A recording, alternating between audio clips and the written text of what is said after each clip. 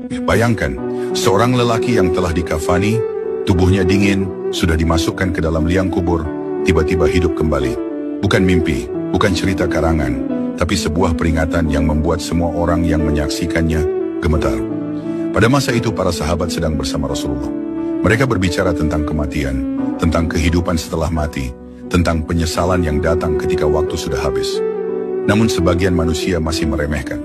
Mereka bertanya-tanya, apakah orang mati benar-benar bisa kembali hidup? Apakah hari kebangkitan itu nyata? Tiba-tiba datang seorang laki-laki musyrik. Ia tersenyum mengejek. Ia berkata dengan nada meremehkan, "Wahai Muhammad, kalau manusia mati dan kembali jadi tanah, bagaimana mereka bisa hidup lagi?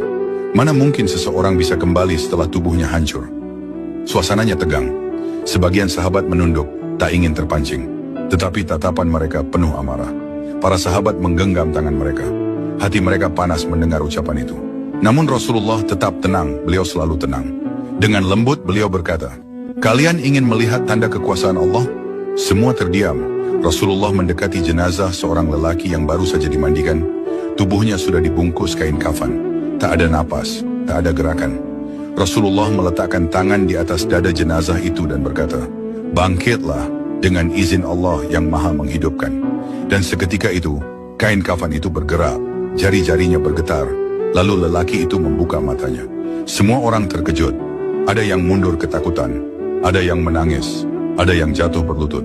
Lelaki yang baru saja mati itu berkata dengan suara terbata, "Wahai Rasulullah, kembalikan aku ke dunia. Aku ingin satu kesempatan untuk beramal. Satu saja." Suasana hening, semua menyadari itu adalah suara penyesalan dari seseorang yang telah melihat kebenaran setelah ajal. Tapi Rasulullah menjawab dengan suara penuh hikmah. Kesempatan itu diberikan sebelum kematian. Setelah kematian, tidak ada kembali, kecuali atas izin Allah untuk menjadi pelajaran bagi yang hidup. Dan dengan izin Allah, lelaki itu pun kembali terjatuh, meninggal untuk kedua kalinya. Rasulullah menatap para sahabat dan berkata, "Inilah keadaan manusia ketika ajal menjemputnya. Mereka ingin kembali, mereka ingin memperbaiki amal, tetapi kesempatannya telah habis. Maka beramallah sebelum datang kematian, sebelum kalian meminta kembali dan tidak diberi kesempatan." Dari peristiwa itu kita belajar satu hal besar. Penyesalan terbesar manusia datang ketika napas terakhir terlepas. Saat itu mereka baru memahami betapa berharganya waktu di dunia. Tapi kesempatan itu tidak akan kembali lagi. Kalau kisah ini menyentuh hatimu, tuliskan "Astaghfirullah" di komentar dan bagikan agar lebih banyak hati yang sadar sebelum terlambat.